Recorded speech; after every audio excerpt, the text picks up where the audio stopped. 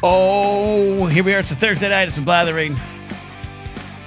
Episode 138, 139. Are you keeping track? Are you out there keeping track? I keep track, but I always forget. We are here Thursday night in America. It's almost like football night in America, but it's Thursday night in America. Enjoy while we still can. Welcome to the show that is the intersection of engagement and escapism. I'm not saying that with a full sense of pride. I'm just saying I think that's kind of what the show's become. I have an audience here with me, weekly, regulars, friends of the show, everyone checking in, and we like to engage with what's going on in the world, which is tough sometimes, which is why we also come here to escape a little bit, a little community. We're hanging around the campfire, talking about putting mayonnaise on meats, which, by the way, a shout out to Jared the Tide Pilot for the great Good Bad Food segment last week. I put it up as a clip, and people are on his side. People are on his side. Jared is a man of the people when it comes to putting things on meat.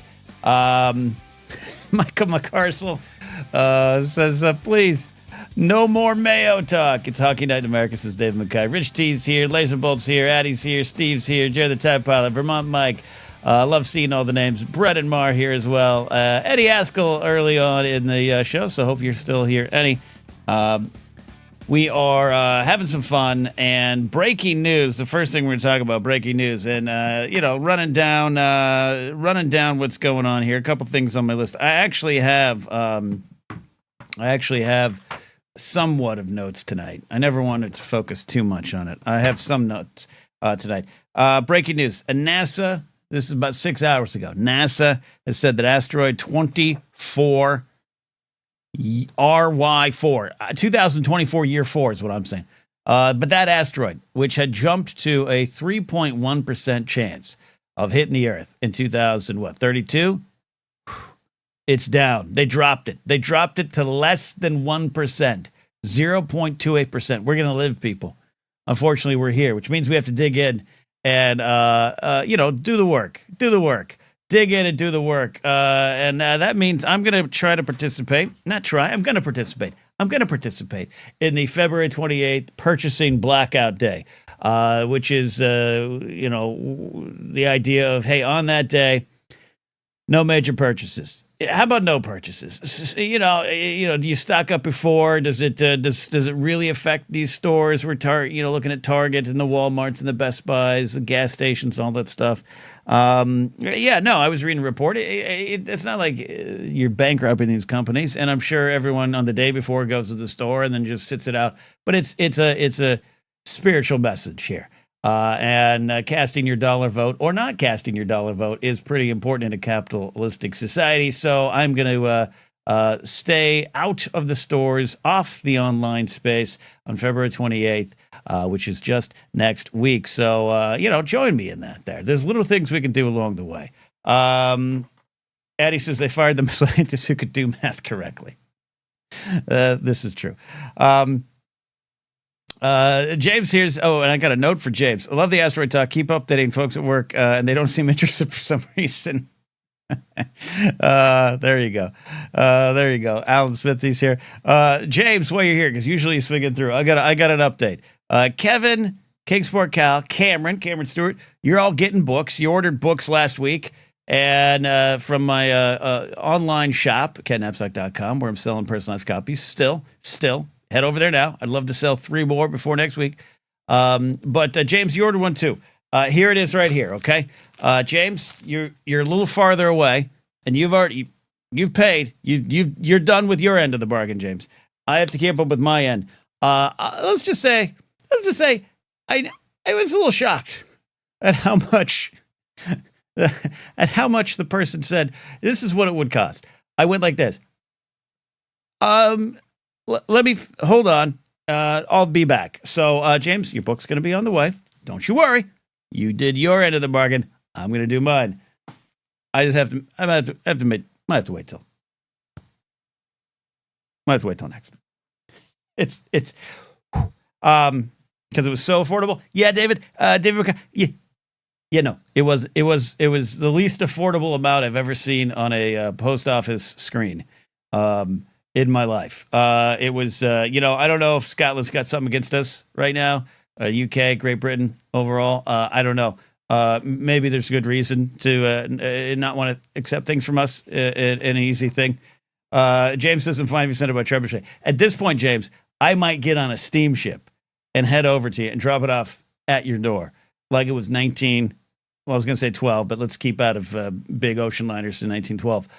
Maybe 1913, 14, 15. I don't know. But anyways, James, since you're in chat, sorry, I was like, oh, I gotta reach out to James and update him. But your book, it's signed, it's sealed. There's some surprises in here.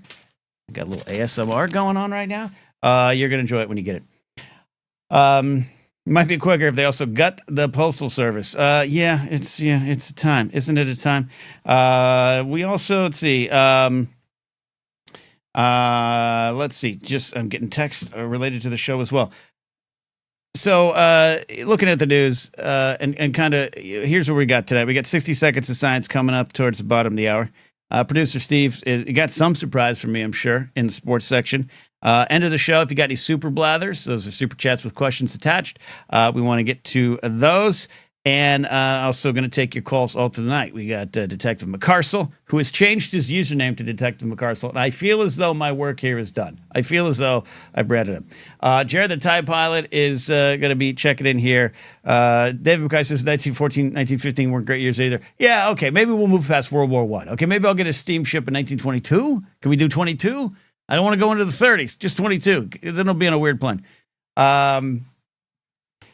Rich Steve says, what if I'll get a 10? Why am I taking an open book test? Well, because I'm looking down at my notes. Yeah, you're right. And then I don't even know, this is why I say this shows the intersection of engagement and escapism. I want to run headlong into things. And I knew when Pete, the wreck of the Hesketh, was confirmed as the head of our nation's militaries, that I knew we were pretty much done. That pretty much everyone was going to be confirmed, and here we are. And now I think one of the worst, Kash Patel, confirmed today as the head of the FBI, an agency, a bureau he has been attacking and threatening to destroy and tear apart for years. Now he gets to do it.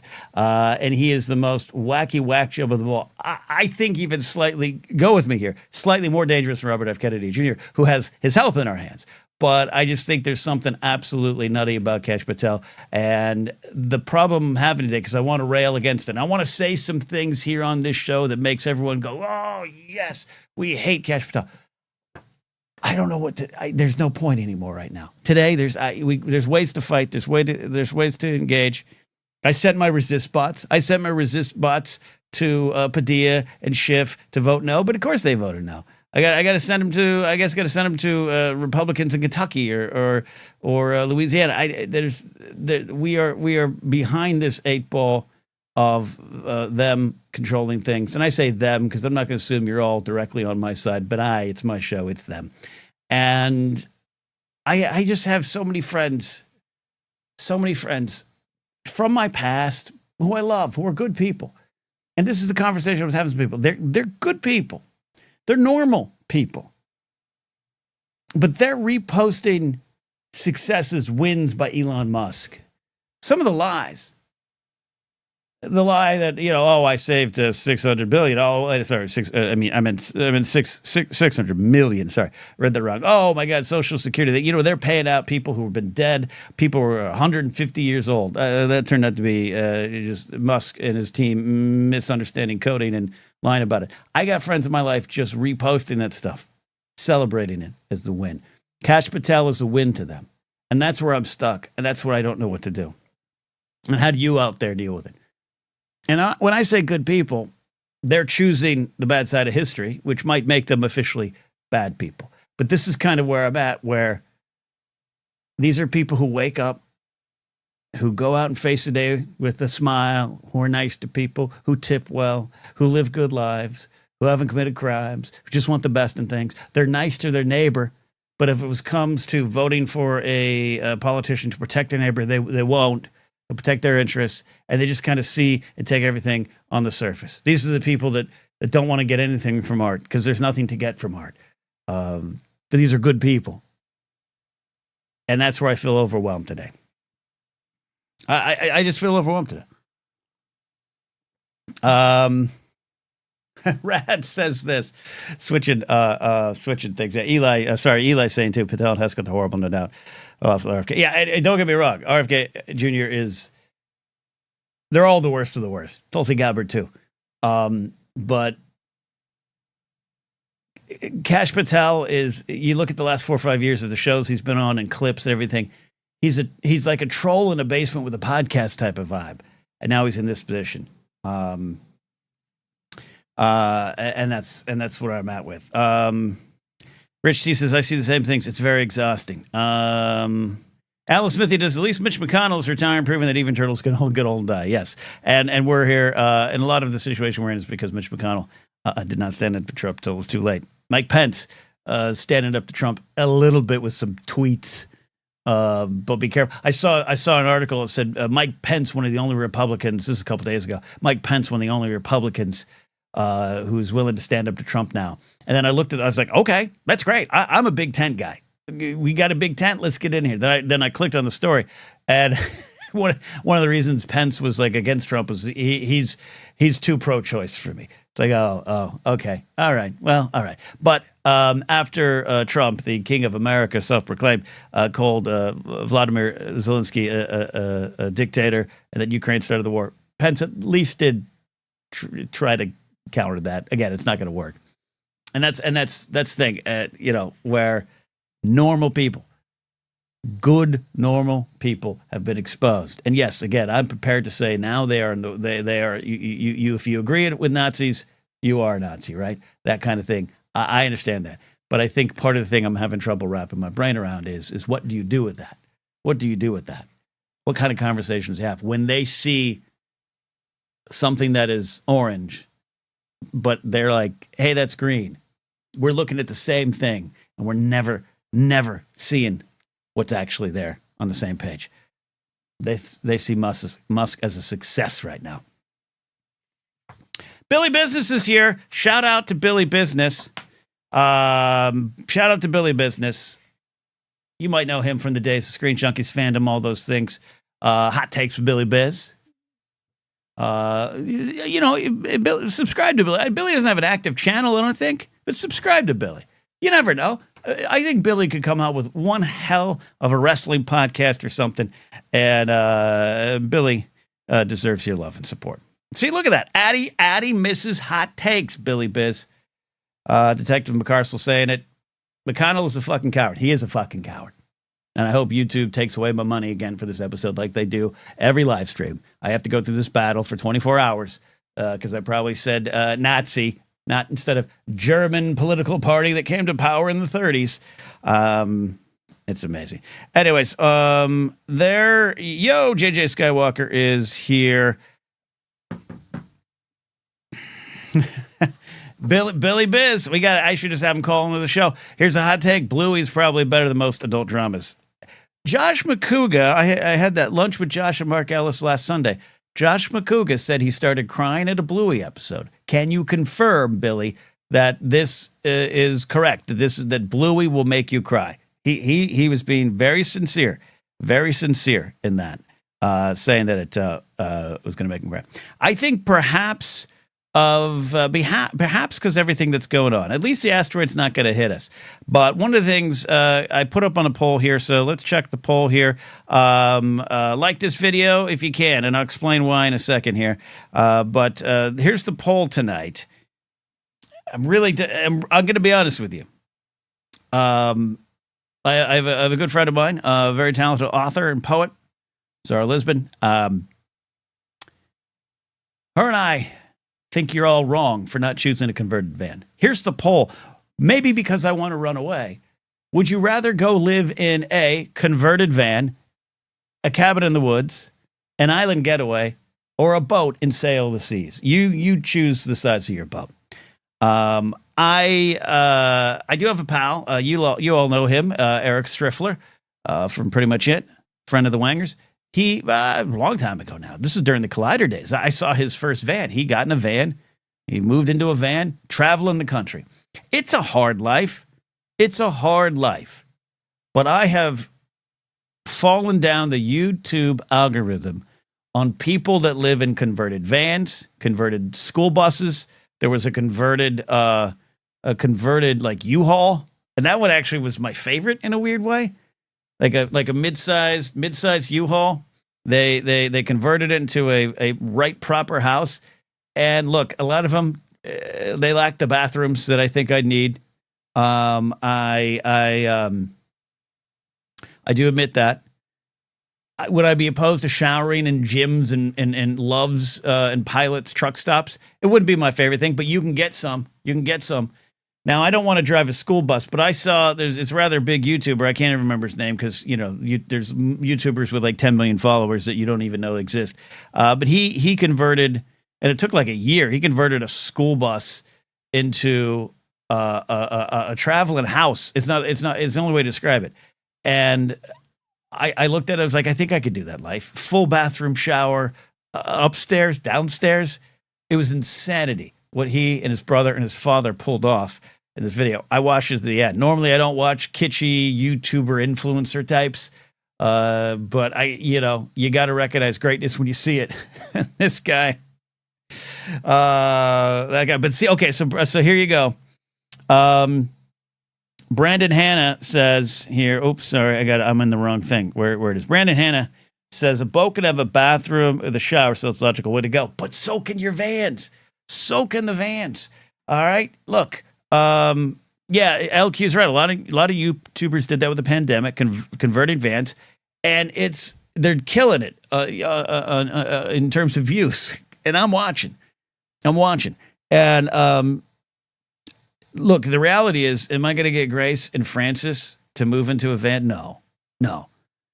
But the idea of the open road, a good bed behind you, sleep in a Walmart parking lots. This is why we have to get our buddy Laserbolt at Laserbolt Videos. Give him a follow here, as you know. We got to have him launch his channel Forest Meats, so we could all go there for detailed how-tos on how to cook meat in the wilderness the best way possible, restaurant quality food. I mean, if you don't believe me, watch Laserbolt's videos on those ribs. But I think that's where I'm at, where just the idea of being mobile. And I can't do the ocean. Now, I have seen some videos with houseboats, but they're like pretty much permanently moored in the docks there. There's a lot down. I used to do comedy down in Redondo Beach, at a place called Naja's Place, right on the end of the pier in Redondo Beach. And there used to be like 4 people in houseboats just living. I can't even say living off the land. I can't even really say living off the sea, just living off the dock. And it's intriguing. I like where I'm at. I like being stationary, but I think the escapism thought is coming into my head. Coop says, here's an idea. Ken and Alden attempt the Appalachian Trail. It seems like death for both of us. Alden and I don't seem like what you might call strong hikers. I need an electrical outlet in my camping. Steve, that went on well.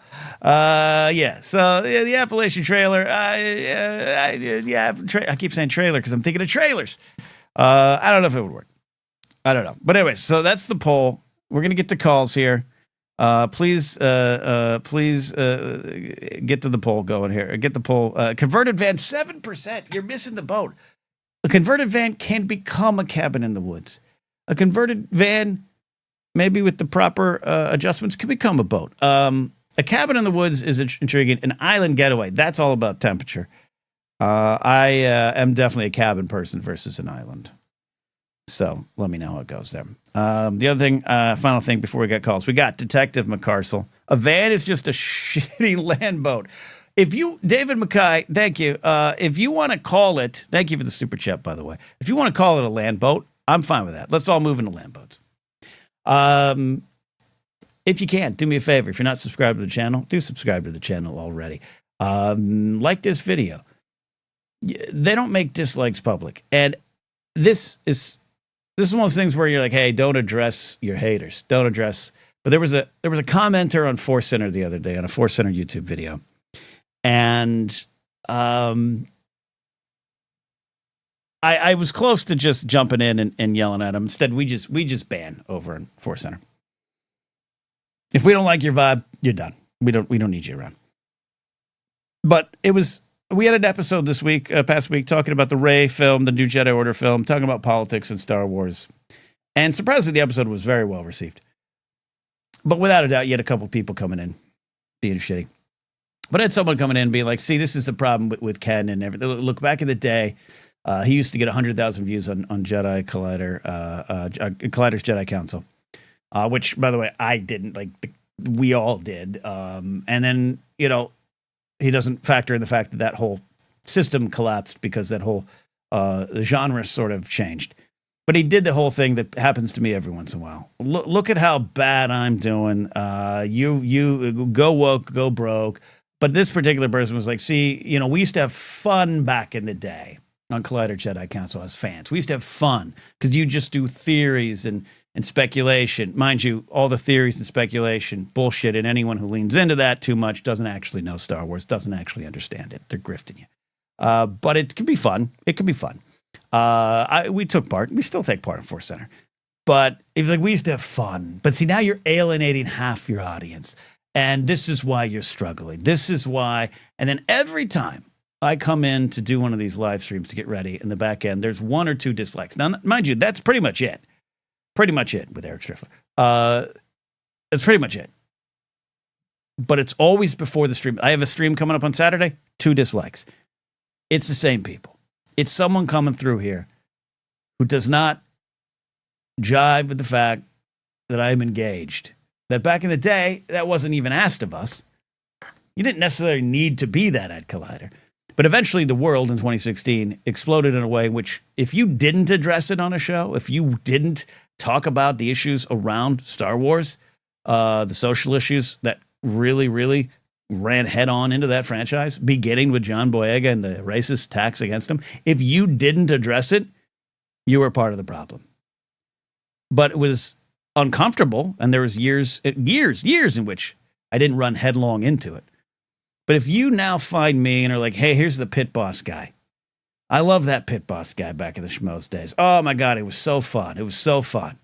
But now look at him. He's talking politics. Now look at his alienating half his audience. And that's why his numbers are down. Yeah, you know what? Because it's easier to just ignore everything. It's easier to just go do a show talking about bullshit without being at least aware of it. We do silly stuff here. We're going to do silly stuff today. Hell, I put a poll out there about where would you like to live, a boat, a cabin, an island, or a van.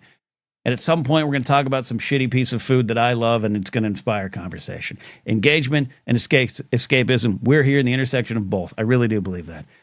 But it doesn't and won't change anyone's minds. But if you come swinging in here, and you feel as though you've lost some fun hanging out with my shows, Star Wars, or otherwise, hell, even my channel Sports Card ASMR gets political. When I pull a Kurt Schilling or a Brett Favre or an Aaron Rodgers in a pack of cards, you damn well better believe I'm going to call them what they are. But it's just become tiresome to see 1 or 2 dislikes all the time and to get these comments of, well, back in the day, I made the mistake of not engaging. Now I'm engaged. Now I'm aware. And now I'm here concerned about other people beyond myself. And I understand the desire for escapism. I understand the desire to just tune into Star Wars. But when it does need to turn towards politics in a more direct manner, and your reaction to those conversations is, we used to have fun here, now you're alienating me, you are part of the problem. You are the problem. You should be ashamed of yourselves. I'm done with those comments. I will not address them on an individual basis. Here's out of here. The old days were fun. And guess what? There are people from those days that are doing great political things, actually, quite frankly. And there's people from those days who have failed to adjust, but they're doing quite well. It would be easy to do that. These are not easy times. And I'm not making a lot of sacrifices compared to other people. I'm just being aware and talking. Just getting sick of it. Back in the day in Collider, fuck it and fuck you. Leave. Move on. Let me help you. Ignorance is political, says Ken Plume. It absolutely is. But back in the day, Back in the day, you used to just talk about Star Wars in a way that did not challenge my beliefs. Could you go back to that comfortable time? Could you do that? Because the world's rough right now, and I'm tired of being called a bigot and a racist and a homophobe. So I'd like to go to my Space War franchise and just live with the ignorance towards those accusations, and just live in that sort of bliss. And Ken, you're not helping me anymore. Therefore, that's why you're failing. Let's go to some calls. Let's go to some calls. He is named Michael, but we call him Detective McCarcel. How are you doing, buddy? Welcome to the show. Thanks for changing your username. I realized it earlier. I was like, wait a minute. I could have sworn I had done it before, but I don't know if there's I might have just recognized it tonight. Let's be honest. I'm not the brightest star. Hey, you know what? Not feeling too bright right now because I failed an exam spectacularly this week. So yeah. Trying to rebound on you did? Sorry. You okay. I'm sorry. Do you need a hug? I could use one. Okay, get in here. Get in there. Get in here. I guess they can. What's on your mind, buddy? And where would you live? Van, boat, cabin, island? So there's caveats. I put cabin. And cabin. Okay. And that's the top of my list. I would go boat if I didn't have my fiance because she is deathly afraid of the open ocean. Like we just went to see Captain America, and there was a trailer for this movie. Yeah. I can't remember the name of it. Woody Harrelson's in it, but it's like deep water, people like scuba diving and stuff. And she had to. I had to cover her face for her. Yeah. Tell her when it would be okay. So like she can't do that one. Not that one. Admittedly, where I'm from, houseboats on the river, not uncommon. I'm not kidding. When I was a kid. Less so now. When I was a kid, going out to see my grandparents, they're basically if we'll make a triangle from Baton Rouge to New Orleans, and going south in between the two is where my grandparents are from. Actually, no, we talked about Thibodeau. You know Thibodeau area. I do. I do know Thibodeau. You mentioned it. We mentioned it before. It's the weirdest thing. One of my old besties from Thibodeau. I've never heard that till you again. Anyways, thank you. Side note. Like houseboats on the bayou were a thing. Like I saw them growing up. How many of your family members, Detective? How many of your family members live in houseboats? To my knowledge, none. But okay. Admittedly, because that part of the family is so far away, I don't know many of them that well. There could be extended family that I've never met. So you could. I could have family on houseboats. But yeah, for me, love it. Cabin in the woods. Much to my chagrin, I know how to hunt and clean animals. I don't like doing it, but if I had to, I could. My fiance she's going to be a doctor, so we've at least got some kind of medical situation. Fine. Well, that's a good point. I didn't think about that. More than a first aid kit, you have a doctor on staff. Yeah. Oh, you're set for the wilderness. Settled on that one. And look, I think I'm set. She wants to live in Washington anyway, so we can just kind of. Okay. Go hunt Bigfoot. Here's why I'm going to tell a story that is not my story to tell. But I have a really good friend who has a relative in Canada, and I met him at his wedding years ago, and we talked about this story. All right, I'm going to say this carefully, and I'm saying it quickly. He and his wife lived in essentially a cabin in the woods, but really it was just the Canadian wilderness.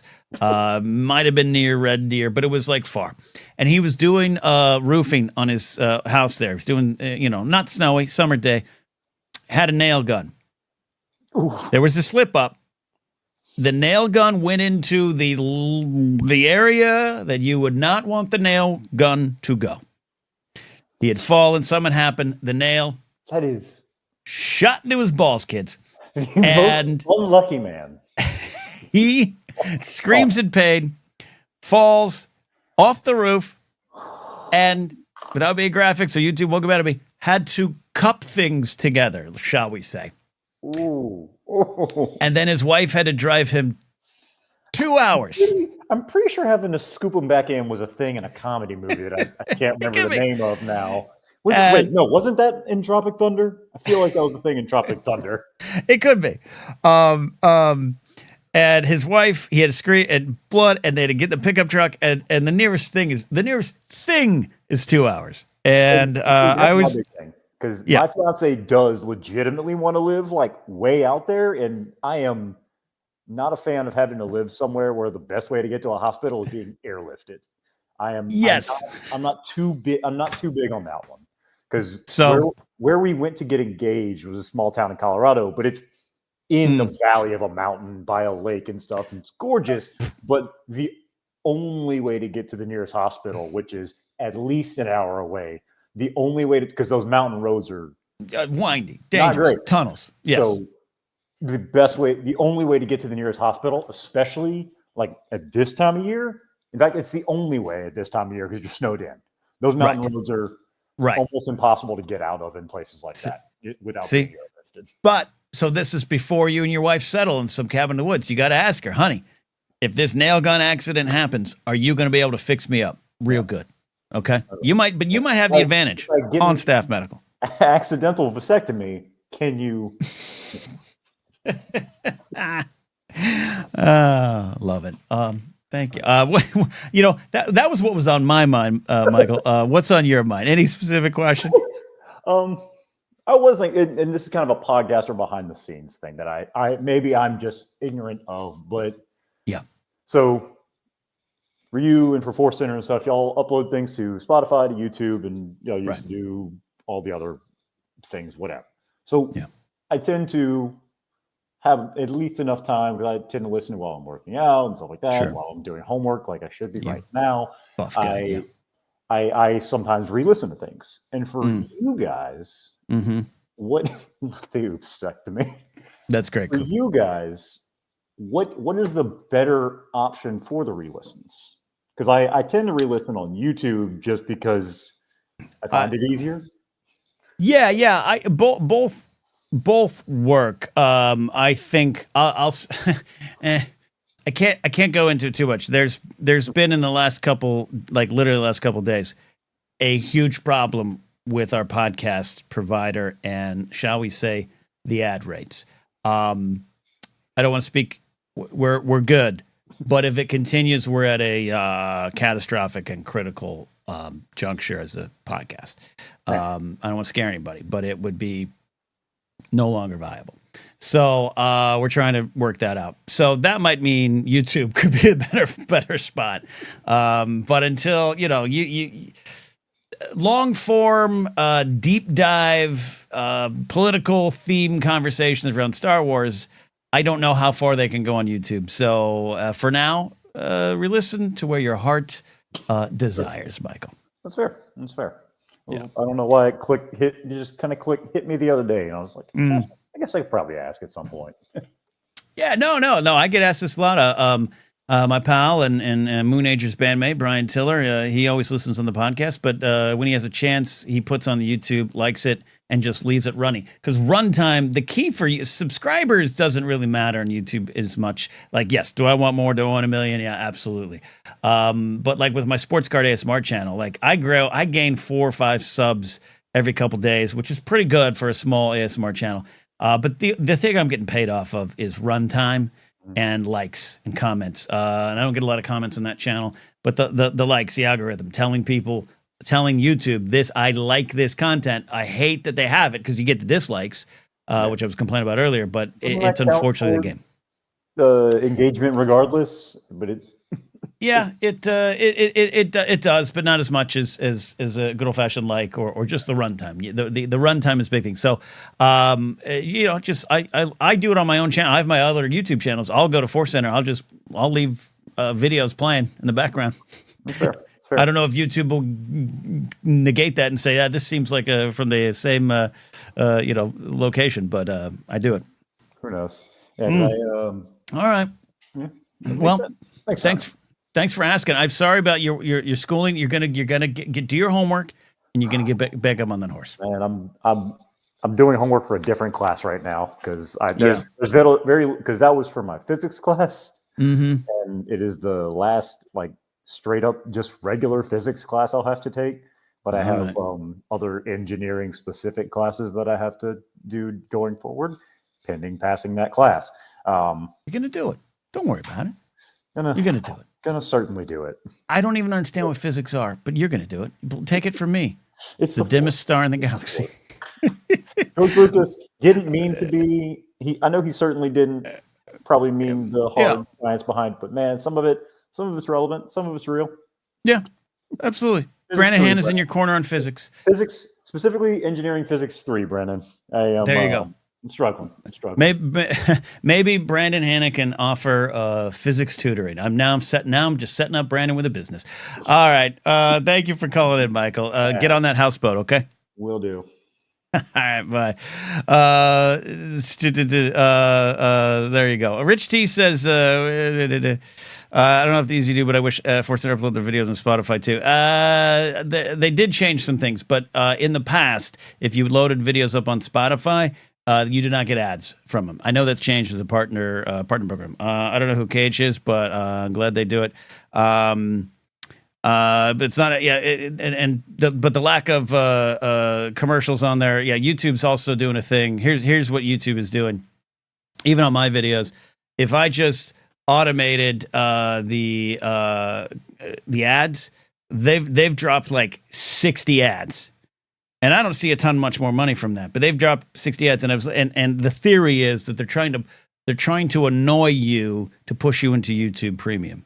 So I go through and I just try to put 3 or 4 in them, but there's some that have skipped through, and I didn't realize it. And one night, I think my buddy Ken Plume and I were playing Fortnite. I just looked at one, and my mouth dropped. I was disgusted with how many ads they put into the videos. So I changed that there. Brian Tiller says multi-listening is a sport. It is. So, but Rich D, it's something to do. It's also another upload, and I'm running out of time to do the amount of uploads and edits and everything. We don't have any support, so that's been a hard thing too as well. But let's not get to depressing stuff. So there we go. We got, let's check the poll. We got 60 seconds of science queued up, but I'm going to take a call from Brennan here. The poll, 38 votes are in. Island Getaway, 45%. Cabin in the Woods, 29%. Boat, 16%. Converted van, 11%. It's picked up a little speed, but I did see my Vermont Mike had a great point. This is a great point, Mike. He says, with those choices, the only future-proofed option is the cabin. With climate change, I doubt the island will exist in 15, 20 years. That's a good chance. The boat will depend on calmer seas. Won't have those. And gas may be too expensive. Yes, this is true. That's a great point. That's a great point, Mike. If the apocalypse hits, we'll be trying to convert like corn into fuel, and then you got to, trash into energy. We'll be like Doc Brown, and that might mean cabin in the wood is the way to go. So I didn't think about that. Under those circumstances, maybe cabin in the wood. All right. Maybe the asteroid doesn't need to hit. Brennan Mars calling into the show right now. We love having Brennan on the show, host of Page Turners They Were Not. Brennan, how are you doing, my friend? What's on your mind tonight? I'm doing good. All things considered. I'm going to take it. I'm going to take the all good with all things considered. I think that's where we're all at. Or want to be. I was thinking, because it's 20 years since Revenge of the Sith came out. God, yeah, it is. And I know a lot of people are spooked and freaking out. And oh no, it's Revenge of the Sith. But I was thinking about one of the lines from the movie. Okay. And I'm just saying hi to Cooper in the comments there. Hi, Cooper. Cooper's here. Hi, Eli, also.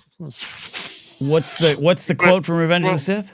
Well, like a lot of people, I went on a journey with that film, shall we say. That's fair. The prequels, we all kind of went on that journey.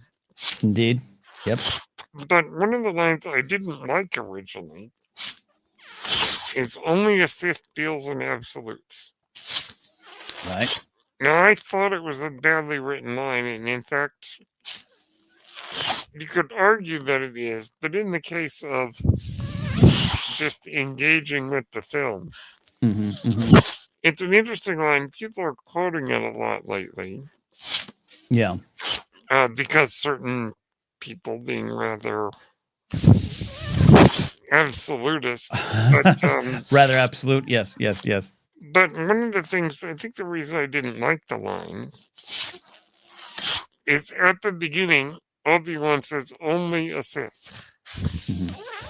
Well, that's an absolute statement right there. Yeah, that's been that's been debated. I think I've seen that meme. Yes. So now I think the way I engage with that line is this. We're all guilty of dealing in absolutes. It doesn't matter which side of anything you're on. We're all guilty of it. We all kind of go down this rabbit hole of like, if you don't agree with me, then you're my enemy kind of thing. We huddle up a lot. We have a tendency to huddle up. We have a tendency to create blind spots. A lot of people use that term bubble. And I think it's important to acknowledge. Yeah, absolutely. And especially in terms of Star Wars with the Jedi at that time, they were going down the wrong path as well. Laser points out we're all guilty of it. That's an absolute. But it's a circle. It's a circle. Let me rephrase that. Many people are guilty of it. Yeah, no, regardless of where they are on any spectrum, and I think that, like, I believe in eternal absolutes. Okay. But when humans try to do absolutes, we almost always mess up. Yeah. And so I think that even Obi-Wan Kenobi, who is like the best of the Jedi, even Dave Filoni would disagree with you. Dave would disagree. Well, that's Dave. But even Obi-Wan can say something that's slightly hypocritical. Yeah, absolutely. Because that's just human nature. Absolutely. Even if you're from Planet Stew, John. Yeah, absolutely. I think, what you're speaking to is something, I've always tried to work past and through, and I always joke I'm the Venn diagram in the circle of many different groups of friends and people, and I've tried to have understanding and compassion and empathy. But, at the end of the day, there's always going to be those little things where, in the general sense, and there's obviously some issues I'm not going to back off on. There's issues you might not back off on, but like when it just comes to day-to-day existence, we all carry those things forward. And maybe that's one of the lessons from Obi-Wan. It's basically the idea that we all have to be careful about it. We do. Like, we can't point other people and say they're being absolute. Yeah. Quote Michael Jackson, yep, you have to start by looking at the man in the mirror. We have to look at ourselves and go, am I guilty of what I shouldn't be guilty of? Speaking of guilty people, yes. I agree with that. I've been thinking about that a lot lately. But it's been 20 years. Yeah. Wonderful thoughts, Brett, and I appreciate it. Are you going to cover this on a episode of Page Turners They Were Not? Probably. Good. Well, we look forward to... I have some thoughts. Absolutely, which is why I'm glad you have that show to spend all the time in the world. Brennan, I got Jared the TIE Pilot. I got Addie. I'm going to get to them. I appreciate you checking in there. We love hearing from you, buddy. Oh, yeah. Thank you so much, Ken. You got it. Check out Page Turners They Were Not with Brennan Mystical Mar, who's someone who I'd take great inspiration from, who has every reason to wake up every day and be angry at it all, but finds the way to look at the best and try to spread love, joy, and smiles. So we love having Brennan checking in here on the show. We have got 20 minutes. Now I'm officially late on 60 seconds of science. I almost said 20 minutes of science, but we talk about it. But I do want to get Jared the TIE Pilot in, just because, last week he had just what we call a home run and a mic drop of a good bad food segment. How you doing, Jared? How's things going? And what bar are you in Boston? He says, looking in his bedroom. I'm good. Have you tried the mail yet? No, I haven't had a chance. I did go to the store today and completely forgot to get any mail. So, but I also didn't get much meat at the store today too. Fair enough. So, I've got something to take your mind off of the shitness of the world. Okay. Continuing with our Song of Ice and Fire to look forward to Night of the Seven Kingdoms here. For those who don't know, no spoiling here, but the main premise of the thing is a trial by combat. But unlike others, it's you and you draft 6 of your bros, and the other guy drafts 6 of his bros. So Ken, let's go. We're gonna draft our 6, and I want to go our 6. Okay. So I will give you the number 1 pick because you are the challenged here. But any character, any swordsman from either Hot D or GOT on screen. Any swordsman? Swords or woman? No, person. Per person. Yeah, no, not concerned. Not concerned about that. I know what you meant, but like, does it have to be just someone who's qualified or classified as a swordsman? Where are we going with that? I want to make sure. Look, anybody then. Okay. That's right. I'll let you go with that. Okay. My number one pick. I got to write this down here. I'm gonna go. You know what? I'm gonna go Grey Worm. Ooh. Wait, this is characters from Game of Thrones, right? Because people in chat are throwing Xena, Red Sonja, Laser Bolt. I don't know why I'm not surprised in the best way possible that Laser Bolt's like Red Sonja. Let me tell you, Xena's a good choice too. All right, I'm going Grey Worm just because. No one, there's other choices that you might take here, but anyways, I don't need to justify it. I picked it. Okay, your choice. You threw me off because I figured you would have taken this one as your number 1 pick, but since you left him open, I guess I got to go with Sir Arthur Dane, our Sword of the Morning here. That's a good one. I love that character. He did die. He did. He did. I mean, where Grey Worm's going, he's not going to make it either. That's we don't know. He could have retired, opened up a nice forest meat shop, and been happy. Yeah, that island he's headed to has 1 or 2 things his body don't know about. Yeah. We don't. These are true things. These are true facts. Okay, but it's a great. It's Sir Arthur Dane, Sword of the Morning. Great. I love that. All right, number 2. I'm gonna go Barristan Selmy. Oh, good choice. See, that would have been my number 1 if you took in Dane. Okay, yeah. Now, I'm not going to play too loose with the errors. Like, I'm not going to go like 24-year-old Barristan Selmy. I'm going to go like season 1 Barristan. Cut through all of them like carving butter. I know he died, Addy. I know he died, and he shouldn't. He's still alive in the books, even though I don't lean on the books anymore. Okay, so that's my number 2. That's your number 2. I am gonna go with someone who's not worried about honor during this fight. We're going Bronn. Oh yeah, Bronn was on my list, and that's exactly why. He's a dirty little fighter, and I love that. That's great. You don't fight with honor. He did. Well, exactly. Look. I don't know. Look, here's the thing. It's like when you're drafting fantasy baseball teams. They always say, do not go with players from your favorite team. That kind of loyalty will hurt you. So I'm going to leave one off the board. I'm going to leave one off the board that I want. But I'm going to go Tormund's Giantsbane. Fine choice. Yeah, because he's going to bite an ear. And if you got Bronn, those two are going to be biting each other's ears off. Oh, Lordy, that is going to be something. Oh, that's a... Ooh. Okay. All right. Yeah, so you're number 3. Yeah. Oh. Yeah. My number 3. Ooh. You know what? Let's. Oh God. Now you're making me think. Do I do them now or maybe later? No. Okay. We're gonna pull that trigger. We're going Daemon. Daemon Targaryen. Daemon's good. Himself. That's your 3rd, right? That's your 3rd choice? Yep. Daemon. Yeah, yeah. That's good. Yeah, a lot of good picks on the board. So I am gonna go. Yeah, you know what? I normally wouldn't do this.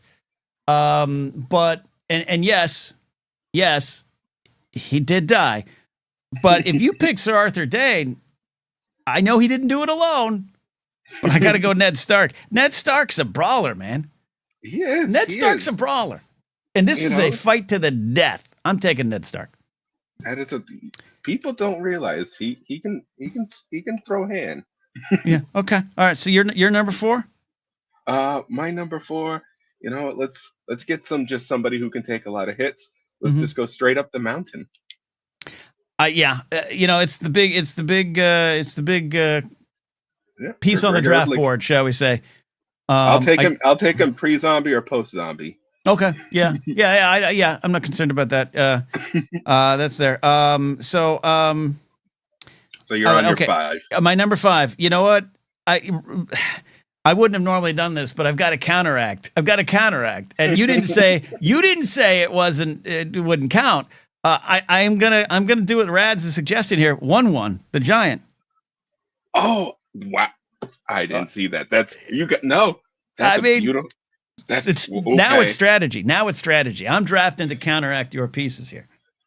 Oh. All right. Oh, What's your number 5? Ooh. But while you're picking, Laserbolt says, I never had HBO. That's the excuse I give for never watching Dream On and Larry Sanders Show.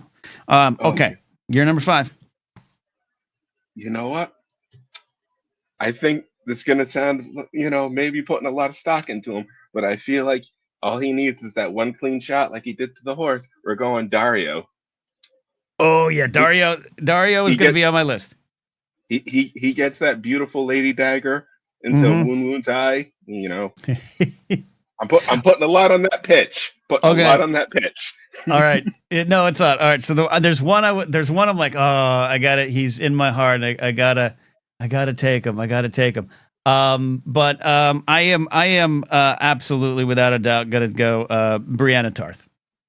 Fine choice. A Knight of the Seven Kingdoms. Brianna Tarth ripping the ear off the Hound. She's my cleanup hitter at this point. She's my cleanup because I do look. 1-1 is slow. If you get it, I don't care how big you are. If you slice those ankles, 1-1's going down. I got to be worried about that. Brianna Tarth is where I'm going. You know what? Your final pick. Everyone's in chat. Which Dario? The better actor? I'll let the chat decide on that one. Yeah. But you know what? I think there's one in there that I think not a lot of people would go with. And like you said, thinking of that strategy and cleanup hit here, we're going for the dancing man himself, Sergio Farrell. Sergio Farrell. Oh my God, a water dancer. That's an outside the box choice. First sword of Bravos. And none of us picked the Hound. None of us picked no Jon Snow, no Jaime Lannister. Man. So my alternate, I'll pick an alternate here. The what is because also he's pretty damn good. It took a lot to defeat him, and quite frankly, it was a broken heart that defeated him. Ser Jorah Mormont. That's my guy. I mean, he that big all for one in that brawl in the fighting pit. That boy held his own. That's that. Yeah. So don't sleep on Jorah. So that's my alternate. But you get an alternate too. I'll let you have an alternate in case there's a sick day. You know what? If we're gonna do that, the Blackfish. Let's get some leadership in there. Some leadership. I like that. I can respect that. Okay. All right. I love that. This is what we got, chat. Ken's team here with his alternate. So he's got Grey Worm, Selmy, Tormund, Ned Stark, Woon Woon, Ser Brienne of Tarth, and his alternate as Jorah. Going up against, we got Arthur Dane, Bronn, Daemon, Sir Gregor, Dario, Serial Farrell, backing up Blackfish. What do you think, chat? What do we got? Whose team's gonna win? Let us know. Put your answers down below, and we'll find a way to make this fight a reality. This would be a great YouTube series. We'll just find a way to, run it in a computer program. Can we make it happen on Madden? I don't know. I don't know. I'm sure there's a way they can do it. There's good programmers out there. Yes. All right. Yeah. Addie and Steve want to draft the legendary leftovers. Jared, that's an absolute mic drop of a call. There you go. I couldn't get the home run thing on there yet. So I appreciate you, buddy. We're going to get to some science and some sports, but I love talking silly, wonderful GOT things. It's always great. You guys stay safe. Look forward to science and hockey. There you go. Science and hockey. There you go. You guys, John, Jamie, Oberyn. Yeah, Oberyn's on my list. Look, here's the thing. I don't think you can go wrong. I even had Arya Stark was on my list. She's got some big wins. I just don't know how she would do in pit fighting, but I wouldn't underestimate her. So she'd be on my list as well. All right. Good stuff there. We are going to get to science and then we're going to get to sports. And Steve's going to have to live with this decision. All right. That's what's going to happen right there. He's throwing his hands up. No, but on the show now is our resident professor of smart things. Dr. Addie is here. Addie, how you doing is a heavy question, but how you doing, all things considered? I'm busy. I'm trying to draft the leftovers here with Steve. Yeah, you guys, this we could have a tournament here. We'll figure out how to actually make this a reality, and then we can just have a blathering tournament of that. Yeah, and a lot of great choices in chat. I do love Kingsport. I want to highlight before we get to some science, Eddie. I got to highlight Kingsport Cal's team: Xena, Hercules, Red Sonya, Conan, Beastmaster, He-Man. That's not bad either. That's a fun conversation though. You go to across many IPs and have a trial by combat team. Good stuff. Maybe we'll do that. Anyways, Addie, we got some science last week. It was darker times. Do we have any light this week? Where are we going? We got some confusion. We got some. Yeah, we got some stuff. Got some stuff. Okay. I do just really quickly before we get going. Yep. First and foremost, to answer your question seriously, because I was thinking about Game of Thrones characters, I'm exhausted because I'm in the middle of an anxiety-induced insomnia. Oh, period. That's always fun. So, yeah, that's good. Also, to going back to earlier in this show, it's pronounced Appalachian. Appalachian. And, yeah. Third and final thing before we get to the science, I am woefully behind on my podcasts, just like perennially. Sure. And there's a lot. That's what happens when you listen to people who put out 2-hour podcasts on 3 times a week. And I've tried to shorten them. I wanted to. I'm just now. I'm about to finish the Saturday blathering from before the Super Bowl to let you know how far behind I am. Okay. Okay. And I wanted to thank you for your kind words while I was gone. Oh, absolutely. Absolutely. We appreciate you and always sending love to you and yours. Without a doubt. No question. Anyway, so with that, we can get to the science. Let's do it. Ready. I am ready. It's time for 60 seconds of science with Dr. Addie. Hit us. Microsoft claims to have created a new state of matter in their quest to build a quantum computer. A number of scientists, myself included, are now questioning how we're defining state of matter these days. The U.S. conditionally approved a vaccine to protect poultry from the avian flu. The USDA must still approve it. Personally, I hope they live stream at least one vaccination because I have logistical questions. Black men in the United States who passed as white in the 20th century lived longer, but not for the reason you might think. The National Bureau of Economic Research reports that the men had an average of 2.2 years more education and earned more as a result, which can increase lifespan due to health insurance access. A new fertilizer could suck carbon dioxide back out of the atmosphere.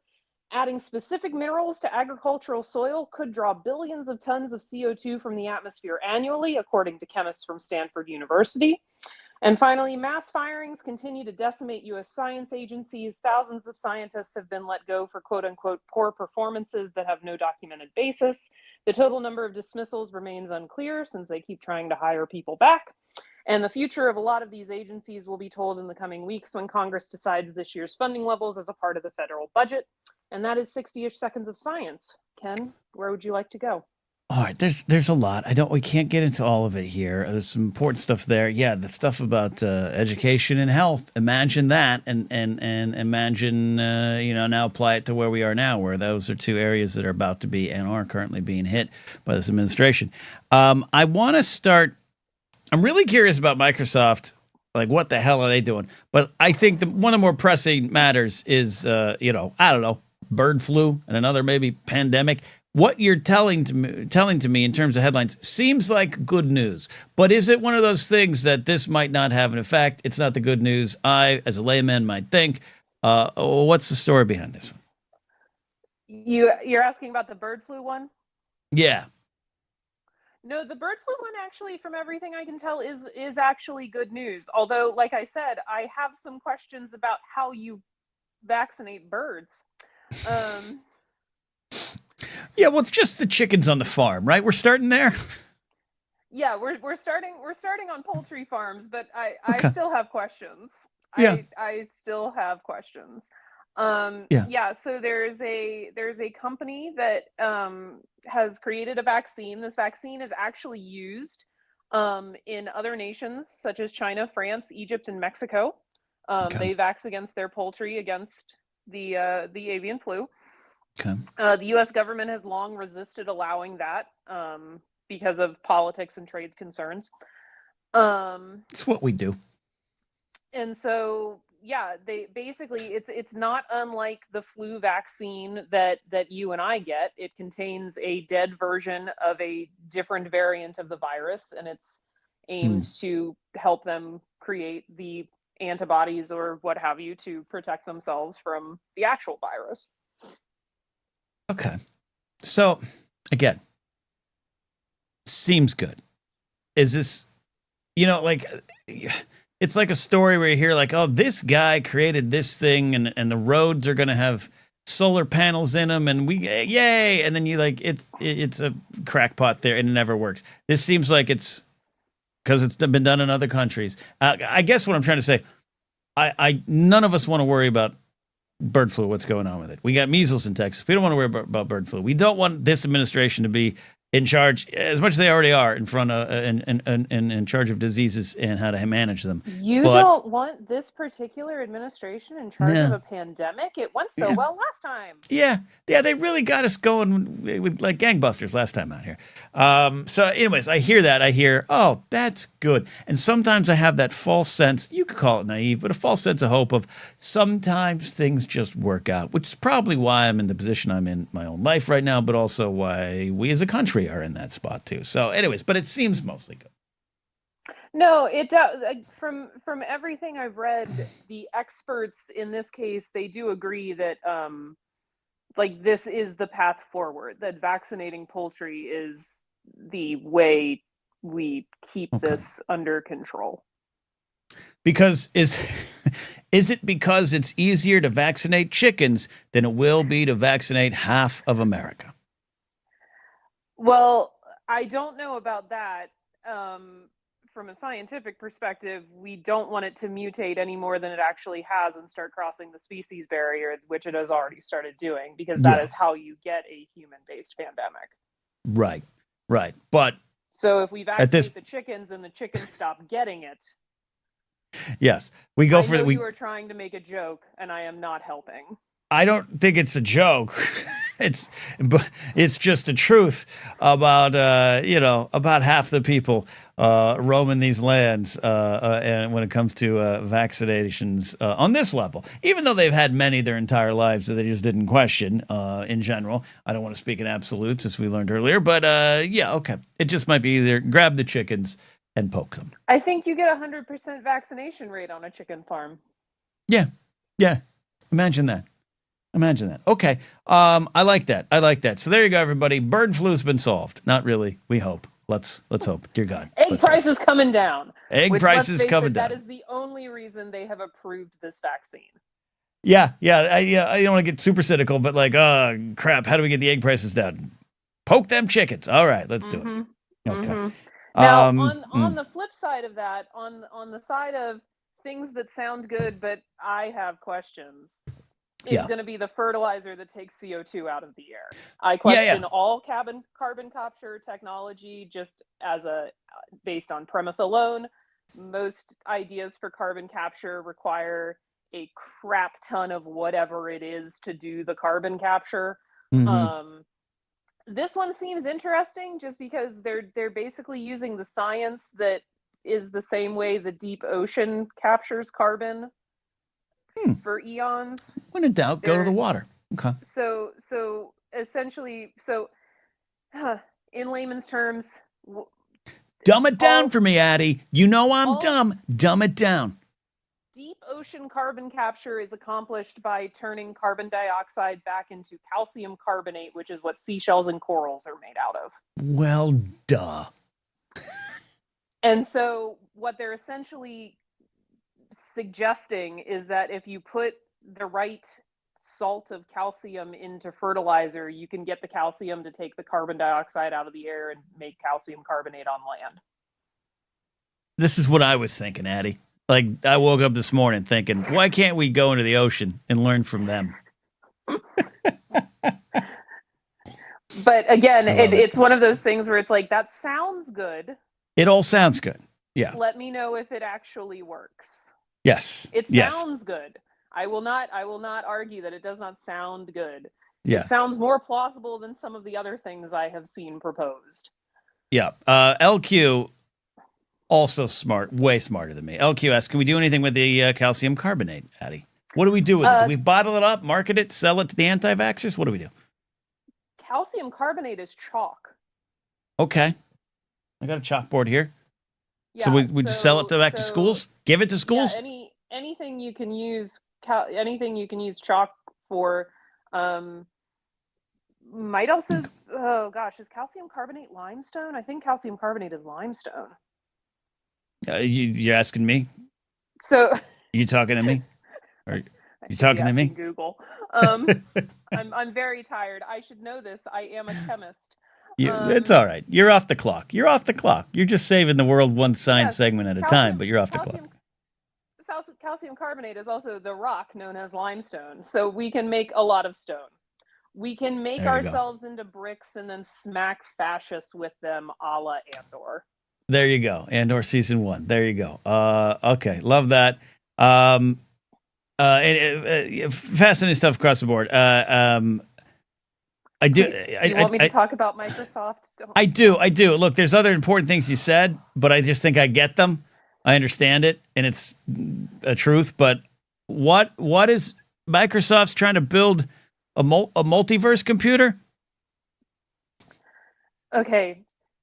Is it? I would like the entire audience to know that in preparation for selecting this story, I talked to half a dozen of my colleagues today to try and understand what the heck Microsoft is doing. First of all, that's impressive work. Producer Steve doesn't do half of that shit. Okay. So, what the hell is what are they doing? Microsoft is trying, and to be fair, Microsoft is not the only people trying to do this. A number of people are trying to build what is known as a quantum computer. Okay, sounds scary. Quantum computers are a thing way beyond me, but they're essentially that's scary for me. Really good computers.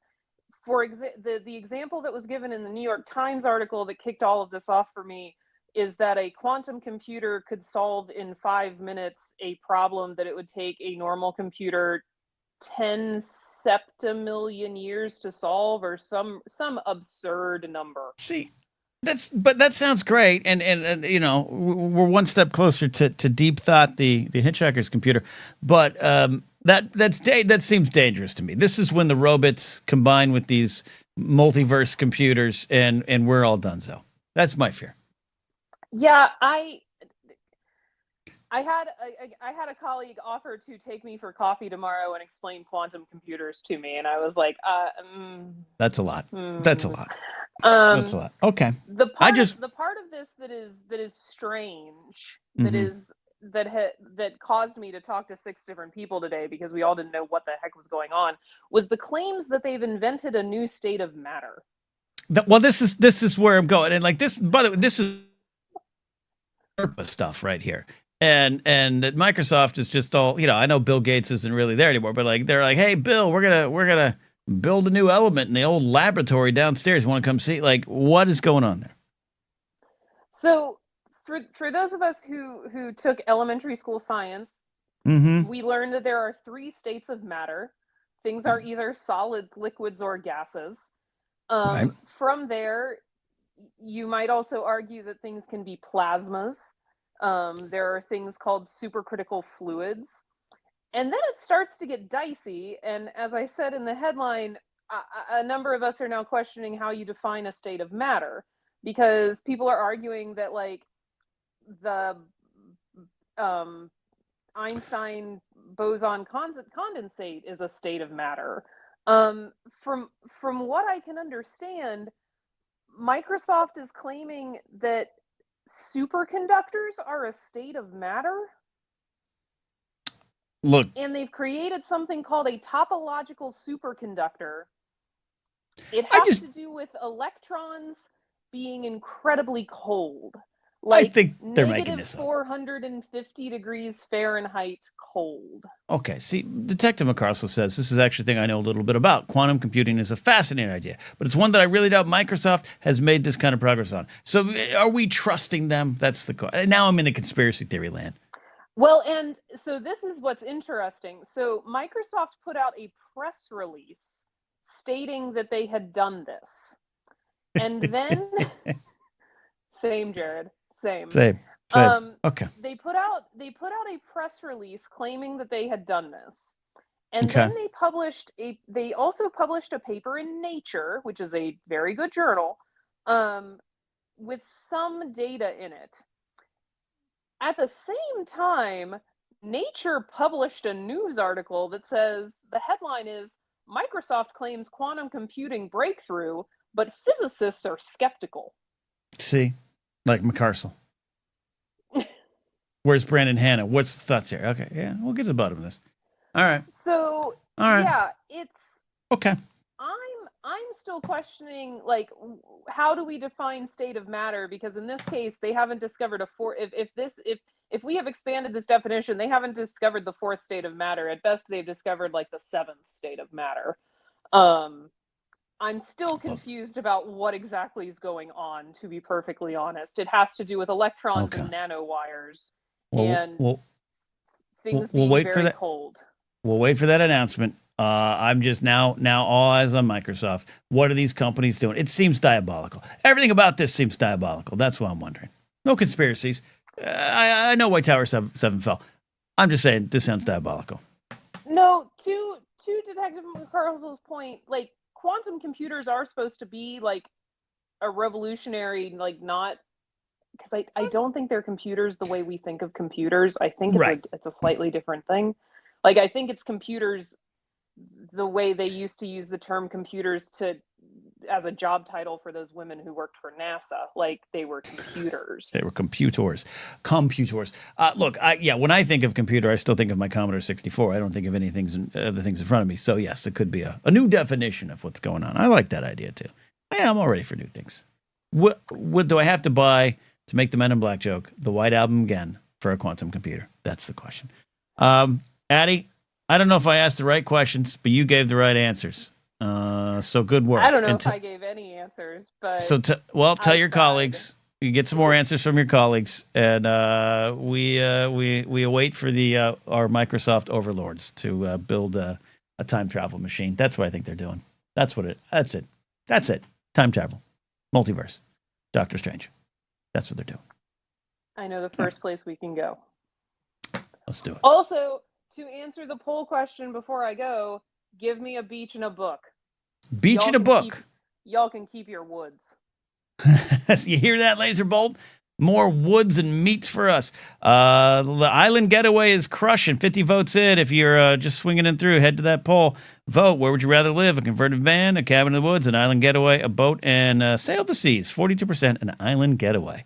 I guess that's not shocking to me. Ask me again when it's not the dead of winter, though. That might be influencing my vote.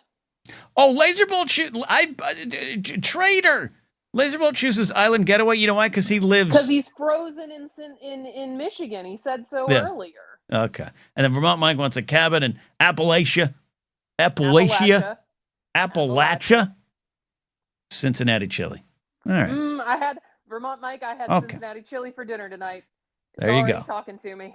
There you go.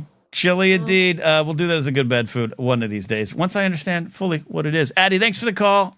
Appreciate the science.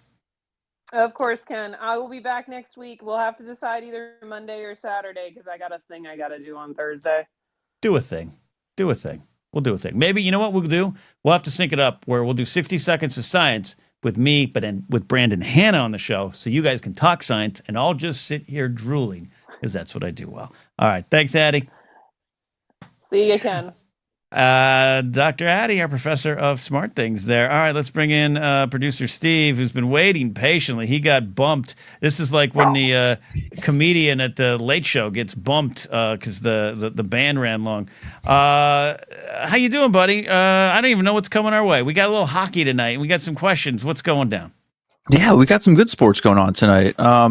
Thanks for having me as always. Appreciate it. Yeah, pleasure, buddy. Yeah. Well, I got poll question. I got stuff. I just have like a list tonight. I'm kind of, now that the football is over, like I've said, I'm kind of just like unleashed with sports. And tonight, yeah, you said hockey, so it's been spoiled a little bit already. But yeah, I have our first sports speed date. And, and hockey is the subject. So we'll get to that. We'll get to that. Okay. Where would you live? What's your poll answer? So I've talked about this a little bit before. I'll give me the sailboat. And I will. You're a sailboat guy. I will sail the world. I will go wherever I want, whenever I want, however I want. Solar panels and stuff. There is an issue with this, though. Okay. Rising waters. Well, I'm in the boat, so I think I'm better there than most. But I'm allergic to fish. Ooh. So that might be a problem. Like badly? Like it's a problem? Yeah. I mean, if that was all I had to eat, yes, it would not end well. Like, we're talking get an EpiPen or the guy's croaking in front of the... Yeah. Okay. Yeah. Okay. Yeah. How'd you find that out, may I ask? Did you get a fillet of fish one day? Well, that's not fish. How'd this come down? Shrimp kebabs, beach week, senior year. Yeah. Wasn't a good experience. Let's go back there now. Okay. Well, you're here now. We're happy about that. Still here. Yeah. So you'd have to pre-package protein bars, and then you can head to the ocean. But remember, this is it. This is purpose. So you'd have to come to shore and stock up. Okay. Yeah, or Soylent, like something. You know what I mean? Just something to just sustain myself forever. Okay. That's good. All right. Yeah. Or I mean, I might be able to get like seagulls or birds. Those are out. There's other life out. It just can't live in the water is my issue. So I can't do fish. I can't do crabs you can get a seagull or a pelican, but then you know how many fish that pelican's eating, and that's going to seep into your system. That's a good point. I don't really think about it that way. Okay. So a lot of people ask it, all fish or just shellfish? So you're saying all fish. If it swims, whale meat? No bueno. If it swims, it's no bueno. I haven't tried whale meat. That's a mammal, so who knows how that would go. But you might be safe. Okay. Maybe. Okay. And then also, if we're hoping that the chickens could get vaccinated, I don't know about the seagulls whenever we're talking about disease and pandemic. All right. Asked, answered. Where else you go before we go to our speed date? Before we go to the speed date, I just had one like quick baseball thing that I thought was fun. And I posted this in the Discord. I just want to get your thoughts on it. So spring training has started for baseball. Mm-hmm. And I figure we'll do more baseball stuff once things like actually ramp up. Yep. But ABS was used, automatic ball strike. Basically a replay system was used in a game for the first time. And Max Muncy had a ball that he laid off turned into a strike. So what are your thoughts on baseball joining the 21st century as far as like technology goes? Horrible. Yeah. I've always been against robot umps. I know we got Angel Hernandez. I know we got Eric Gregg. I know this, but I think for the most part, and I don't want you throwing those stats in my face, Steve. I think for the most part, we got it. It's nailed. It's good. And I think that's gonna, oh man, that would bum me, man. That would bum me. It's the, we all go to Armando Galarraga and Jim Joyce and overturning the perfect game. And yeah, I wish that was. I don't mind that kind of replay, and baseball has that kind of replay. But balls and strikes, man, it's part of the beauty. It's part of the imperfection that I do love of the game. But I think I'm in the minority on this. I think there's so many people I know who are ready to praise our robot overlords when it comes to the strike zone.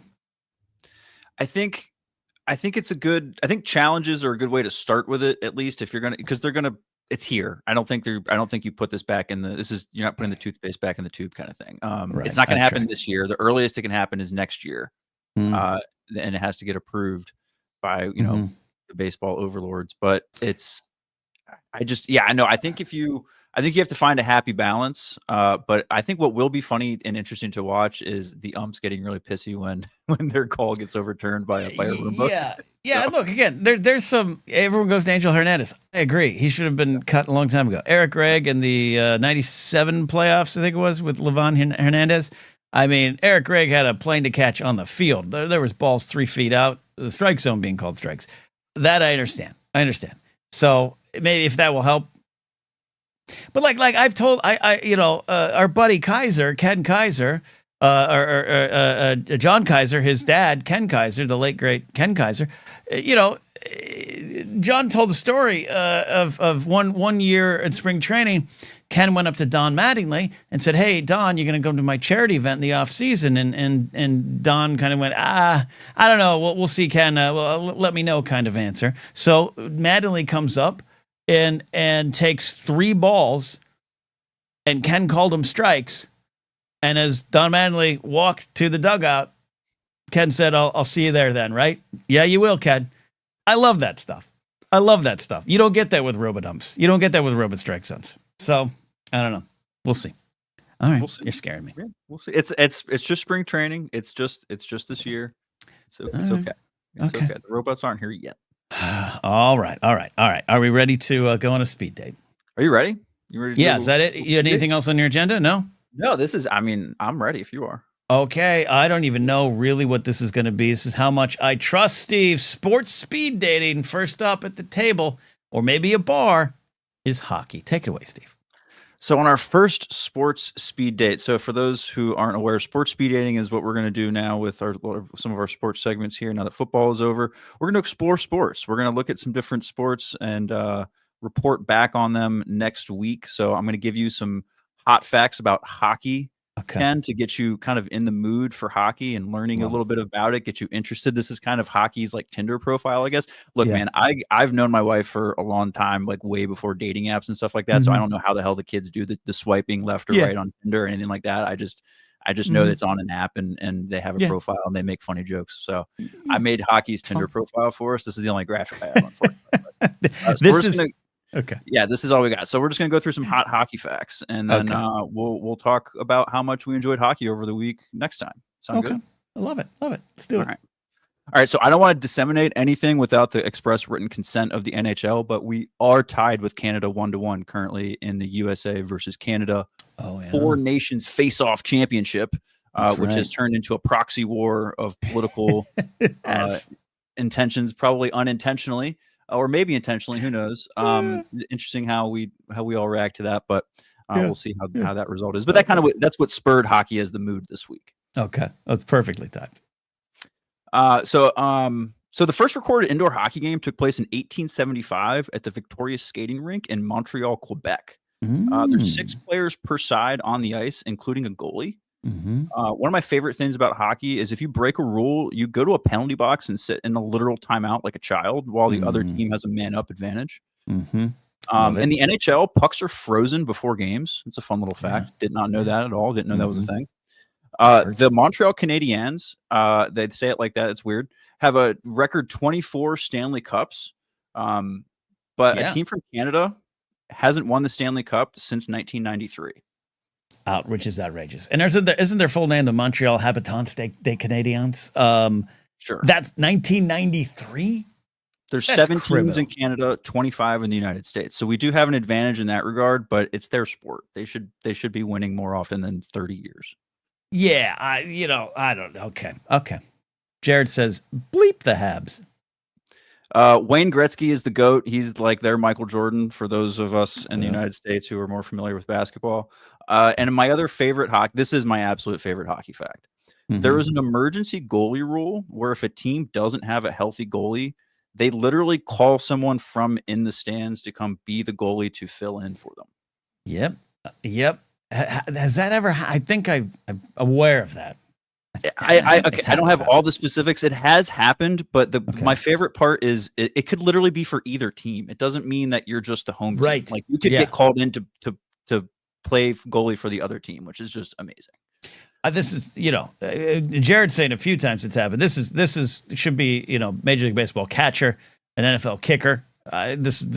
We need to have this happen more in other sports. You are the king of segues, Ken, because that was my next question. So if you could have another emergency person or player role in another sport, like an emergency catcher, or I think like an emergency kicker in football would be really funny, or some other role like that, what would you pick in any other sport? To have not for me to do, because that would be dangerous. Not for you. No. But just like, quite frankly, what sport would you want to see this? If I achieved my dream of being a Major League Baseball catcher at this point in my life, it would be fatal to me. I think kicker. I think kicker will be hilarious. I think it has the best chance for success. Also, you're not going to be as liable as a league when Joe Schmo comes out of the stands and is absolutely tackled to an inch of his life. But there's a lot of people who probably think, oh yeah, I could do that. Little weird ball. I'll kick it 50 yards. And they can. But I think it would make it fun and wild. I think having someone come off the bench to do free throws would be funny. Ooh, yeah. What about putting? Like, just if you get to the green and you can't make it to the green. Ooh, that's a good one. It's like the movie Glory. If I fall, who shall pick up the flag? And it's the putter. I like that. So hockey is our sports day for the week. Yeah. Okay. I love this. We'll talk about hockey. I think in terms of golf too, I think just in general, any golfer should be able to tag out with his caddy for a hole. Ooh, I like that. Because caddies are all great golfers. So just like, I'm not feeling it this round. Hot tag. And then caddy comes in to drive off of 9. That's where I think. Okay. That's a good one. Rich T says, can you see college game day segment? Pat McAfee picks a student to attempt a 30-yard field goal and offers like 100K. Yeah. I'll go out there and try that. Pat McAfee, my second favorite NFL punter this week, because Chris Kluwe, former Minnesota Viking punter, is the GOAT of the week for what's going on with him. Check it out if you don't know. All right, so hockey. Look, I love hockey. I haven't watched it regularly in a long time. This is I'm swiping right on this date. In the mid-90s, swipe right is good. You like swipe right is good. In the mid-90s, I watched a lot of hockey. I was a Kings fan. I was a Tampa Bay Lightning fan. I was a big fan of Rob Stauber on the Kings. I was a big fan of Manon Rhéaume, the first female goalie in the NHL. I have in this little box right here, I have some Gretzky's. I wouldn't say I'm a huge fan of his politics, but he is the great one. And I got to see him play, not live, but on TV. Got to watch him. I do love it. I do love it. It didn't keep going with me. I don't know what happened. I think I just couldn't invest into one more sport majorly, even at my peak of as a sports fan. But it's fun, and I've seen him live. I have seen the Kings. I love going to see the Ducks. I actually have an old acquaintance. Haven't talked to her in years, but she was famous. She goes to the Duck games. She lives down there, and she'll yell, "Let's go Ducks," so loud that the entire arena hears it, and you hear her on sports broadcasts. So she started to become known as like the "Let's Go Duck Girl." And they'd interview her and everything, and everyone waits for her to do it. And I was there with her in a game, and she's like, "All right, here we go." And everyone around's like, "It's gonna happen! It's gonna happen! It's gonna happen!" And she stands up, and just goes, "Let's go Ducks!" And the whole stadium like cheers. It's amazing. So going to a hockey game, really fun too. All right. Well, that's all. I didn't know you had such a great history with hockey. That's awesome. But look, encouraging hockey watching this week amongst you and everyone else, just so we can talk about it, see how our experience went, and we'll talk about it again next week too. Okay, well, they're an 898 for him since I've heard the Gretzky trade compared to Luka Doncic trade. Yeah. That's aggressive. He's good. That's aggressive. That's Gretzky is like Jordan, and that Luka Doncic is not. let's slow down. Yeah, no, I agree with you. And it was a industry changing trade. Right. Yes, totally. 100%. 100%. It's not like Herschel Walker going to Minnesota, right? Yeah. Did he go to Minnesota? That's a better comp just because I think that's more comparable to Luka than the Gretzky trade. The Gretzky trade was if, I don't know, the Bulls in 92 shipped off Jordan to the Lakers. That exactly. If that happened, that would be right. Or if Kobe went to Boston and, you know, in 2000 or something like that. You know what I mean? Yeah. And the Gretzky thing was, you know, Edmonton, right? That helped turn it. He goes to LA. Mm-hmm. That helped. Hockey had an explosion after that because now he was in Tinseltown. It changed that. Okay. All right. Wayne Gretzky has 57 records still, says Jared. But so what do we get? So now what? We got next week we're going to report back on hockey. So we're dating hockey for the week. So I'm producer Steve's going to watch hockey. I never watch hockey. The Caps are my local team, and people around here are crazy about the Caps. So I'll watch a Caps game this week and tell you what my observations about hockey are. I'm watching we're fighting right now. There's currently a war happening between our two. Is there an actual fight in the hockey game? Yeah, and I am disseminating things without the express written consent of the NHL. So I apologize if this ruins your YouTube channel. But we're tied 1-1. There we go. So I'll watch a hockey game. I encourage you to watch a hockey game. I encourage everyone watching at home to watch a hockey game, and then we'll talk a little about, hey, what did you do in hockey last week? Did we like it? Are we swiping right? Like, would we have a second date with hockey? I mean, it sounds like you would just based on previous experience, but you know what it'd be. You know what would be. Yeah. Here's how it would be if I started watching hockey again. It would be like not quite going back to your ex-girlfriend, but it'd be like, hey, remember that year in college we hooked up? You want to go get a coffee? Like that's what hockey would be for me. That's all sports speed dating is, Ken. It's a coffee. That's all. It's a coffee. It's a sandwich. You know, maybe a second sandwich for the week, and we'll see. And then, like I said, we're gonna burn fast and bright through like the big sports year, and then before you know it, we'll be doing like underwater basket weaving or something, and we'll be wishing we had hockey. And we'll take some recommendations from the audience as well. Absolutely. And maybe next week we'll ask Jared, the Thai pilot, a little more about his love of hockey. There you go, Steve. Thanks, my friend. Thank you so much, Ken. Take care. All right, Steve, check it in there. That's how you do. Jerry, the cannon junkie, check it in. Said, I went to my first hockey game last summer in Grand Rapids for $2 hot dog and beer night. Phenomenal. That is amazing. And good to have Jerry, the canning junkie here. Check out the Bombadcast. Check out the fun they got going on over there. Which, you reminded me, I've got some homework, Jerry. I got to get back to Scotty. He gave me very strict deadline. All right. I got some, one more call. We got one more call lined up. I am going to start getting out of here. But we do have some super blathers and comments. LQ talked about or asked, what about a real luxurious Winnebago or Airstream? This is related to our poll question. I want to live in a converted van, but the thing is, man, like I can't drive a Winnebago.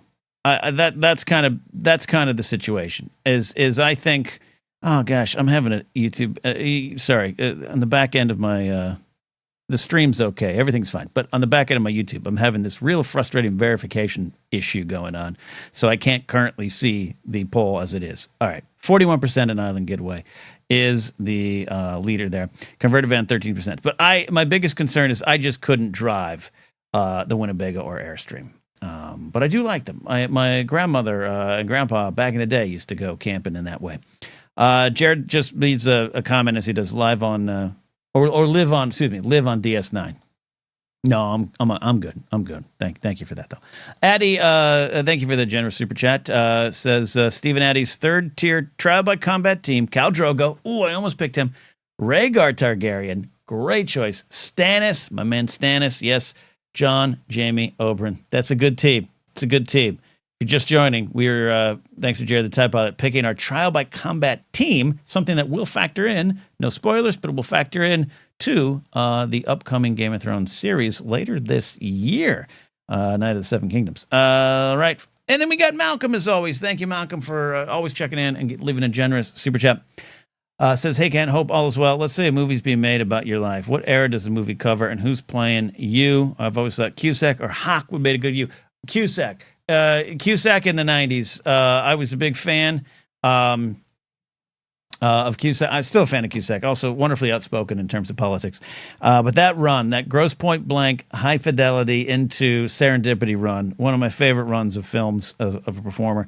And just the way, like I had someone, after High Fidelity, the movie came out, I had someone from my past email me in the early days of email. The 90s, Mr. Box. She wrote me and was like, they made a movie about your life. I just thought you should see it. She wasn't being nice. And Gross Point Blank, one of my all-time favorites, and a movie that has radio all the way through. So I think I'd have to go Cusack, and we go back to the 90s, and we would tell the story of my tale in radio. It's not a great story. I don't think it should be a movie, but I definitely would want to go there. And then maybe we can, do a little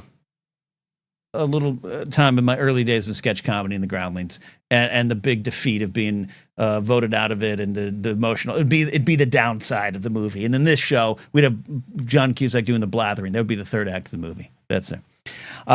Some people say Bruce Campbell, it's the chin. Yeah, when I shave, got a little bit of that there. Yeah, everyone's trying to sell me. I know. Do you just live on the space station? There's a bar, baseball game, stand-up comedy. It's got it all. One of these days when you all least expect it, I'm gonna completely just be like, oh, guess what? Binge watch all of them. What are you gonna do about it? Okay, we are. This is annoying. Live on air. I have to confirm that it's me using my own goddamn YouTube channel because something has happened, and now my verifications are going wild. Jared says a win. Okay. We got a call. Alan Smithy says, I took some groundling courses. Fun, but very serious. Yeah. When you do it for 4 years and put your whole life into it and they say, get away, it becomes very serious, very fast. Okay. Rich T says, I've been playing y'all. He's seen all the Star Trek shows as a DS9 poster up in his bathroom. Well, this isn't the bathroom, but that's not true. I can't have posters up in the bathroom. All right, final call of the night. Hopefully he's going to recap the show. But then I'm going to get on out of here and cook me some dinner. Here he is, Kingsport Cal. Buddy, how are you doing, my friend? Ken, what's up? Hey, Cal. I'm very happy to report your book copy was shipped off today. Very excited to get it out to you. That is good news, Ken. That is great news, my friend. Love it. I do have a recap for you, kinda. Okay. But you brought up something that I've been meaning to. I do have a question for you too, but I've been meaning to talk to you about just for a second. The love of John Cusack. That guy. Love me some I Cusack. love it. High Fidelity is so great. Nick Hornby novel. Yeah. Those Point Blank. Yeah. You know what I mean? He acted in both of them. He tried to do it with he didn't do About a Boy. That was Hugh Grant, I think. Hugh Grant. Yeah, I love About a Boy. And Hugh then, Grant. It's a great movie. Yeah, great I know movie. you do. I know you do. And then A Long Way Down was Cusack was trying to get in that, which is another Nick Hornby book. I never saw that. I liked the book, and I forgot it. Okay, I did. What? Yeah. No, I just they and Juliet Naked. They have taken a lot of the later Hornby books, and they've tried to make the movies. It just About a Boy and High Fidelity were just a 1-2 punch that's hard to keep up with, I guess. Yeah. Okay. Yeah, but also you got to think about 1408. He did, which is a fantastic, scary film. So I didn't see it. Yep. Oh man, you need to watch. It's a very good performance. I'll tell you what you do. You get some wine out. You watch that movie with Grace. But anyway. Oh, she would love if I watched a scary movie with her. I'm telling you. And then I'll tell you one thing I talked about tonight was RV. Not RV. Living in the Van. Oh, by the way, I picked the Woods, Cabin in the Woods, of course. I like that. I like that for you. Yes, I like that for you. East Tennessee. Anyway. That's right. If I had all the money in the world, Ken, I would pick a nice spot. I know of a few good spots where it's secluded, where I could build a nice cabin-esque mansion. You see what I'm saying? The Blue Ridge Mountains area, Smoky Mountains down there. Okay. Yeah, somewhere along in there. I may even put a damn farm on there and hire nothing but white people. It'd be amazing. Anyway, Can I volunteer as tribute? Can I work for you? Can I be your foreman? I would have you. Yes, you would be. Oh no, kid, we're getting wrong on this. You would be the house. You would be in the house, and you would go out, and you would make all the other ones work. You know what I mean? Sorry. You would be the H. What would you call that? HW. We don't need to say. We don't need to say it. Okay. All right. Thank you. Thank you for that, Cal. What I'm talking about was here down here in where I live at. Yeah. There's a bunch of trailer parks and shit. Okay. And I've noticed that there's some high city people now that have RV trailers, dude. Yeah, RV trailers. These things are dope. I'm talking about the ones that are sectional and shit. Yeah. Yeah. And so I work with this one dude, and he was telling me about where he lived at and stuff. And I was like, oh, and he's like, yeah, we got the RV on it. I was like, I know what you're talking about because I pass it on my way to work. And I was like, what's up with that? He's like, man, we're hooked to the electric on that lot, and we're hooked to the septic tank. You know, he's like, we're good. You know, he's like, I got propane. Life is good. All they do is pay the lot fee because they own the RV. You see what I'm saying? It's genius. It's genius. It's genius. It is. Genius. I was like, that's crazy. But they live in a trailer. Here's the downside, though. Yeah. It's a trailer park, Ken. So there's neighbors everywhere. You see what I'm saying? Yeah. I don't like. That's I don't the know downside. about that. I wouldn't love that. I wouldn't love it. But I was like, that would be cool. But anyway. Okay. Yes. So I said that.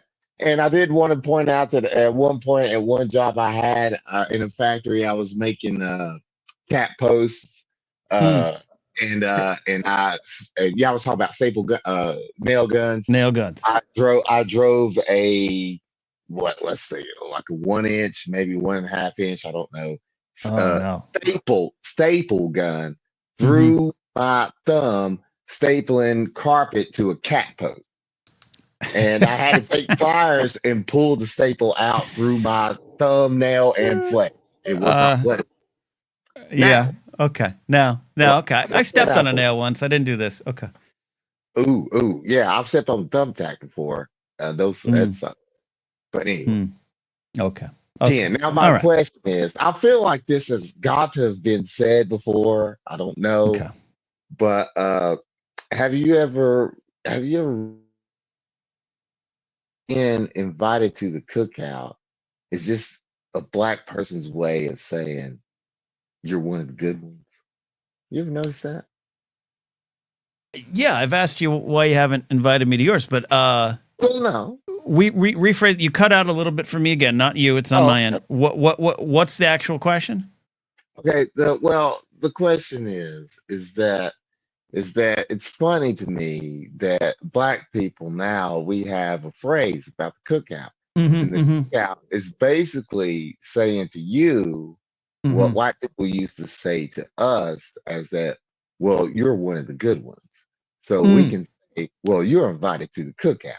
You see what I'm saying? Right. But I think you have the right to say it, Cal, where me, it was the connotation was horribly, tragically different. So I think that's how I look at it, right? Like you were claiming that system of approval back in a weird way, and I think that's how I take it, right?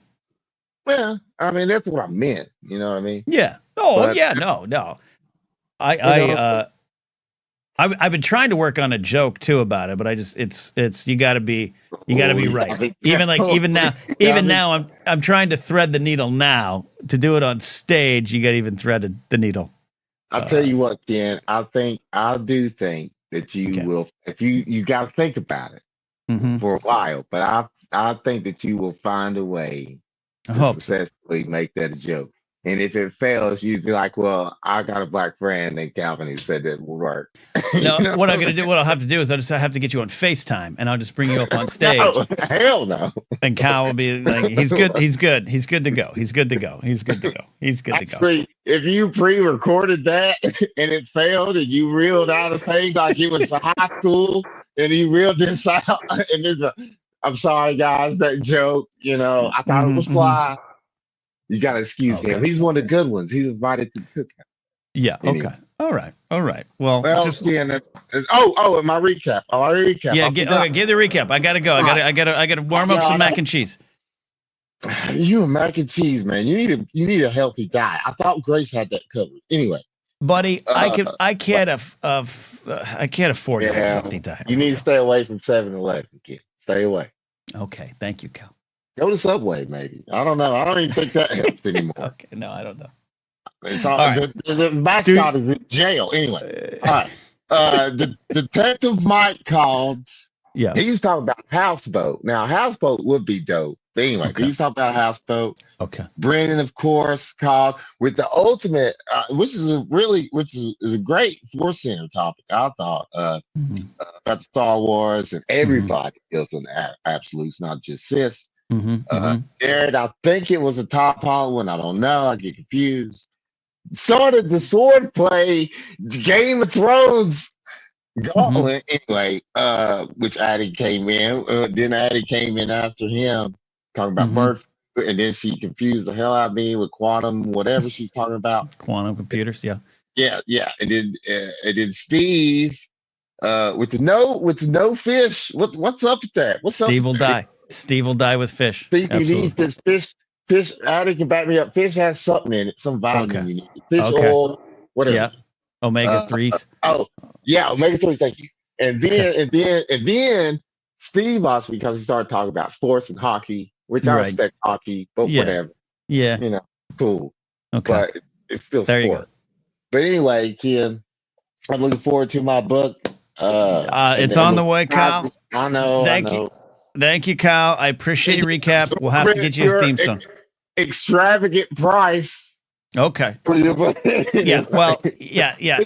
Let me tell you about shipping. And that. Yeah. I want to know what that deal is. That one dude, James. James in Scotland. I'm gonna send this on a steamship, maybe a hot air balloon. All right, Cal. I appreciate you for the recap. We got to get you a theme song for it, and hopefully one day we'll be at that cookout together, my friend. Oh, a man can dream. Well, there it is. I'll see you. All right, King Sport Cal, everybody, check it in. It was a wild show. We went to a lot of spots, a lot of places. Thanks for hanging out with me. Like the video if you have not. The final thing on the poll. Let me end this poll while YouTube still lets me in my own goddamn channel. I'm ending it. It wasn't even close. Cabin in the Wood